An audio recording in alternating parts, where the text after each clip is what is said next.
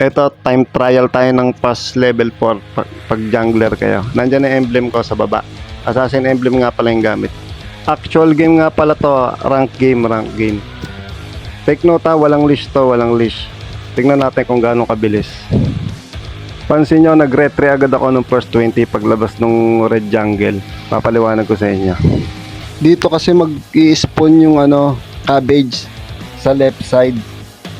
Kaya yung oras niyan, magiging sakto yan pag natapos niyo yung habang naglalakad kayo papunta dun sa blue.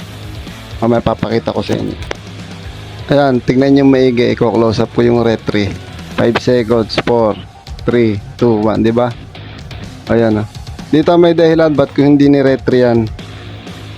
Hindi ko ni-retry yan kasi malimit sa game. Pag ni-retry mo yan, i-invade kayo niyan, malamang yan. Kaya tatandaan nyo yun, huwag kayo magre-retry doon, napaka-risky nun, kasi may invade kaya.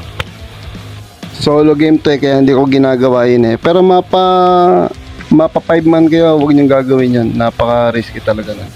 Eto, dito na tayo, tingnan nyo kung anong oras na dito. Eto, panoorin nyo maigi. Ayun, 1 minute and 27 seconds. Mabilis na yan para sa walang leash, mabilis na yan. Pero depende naman yan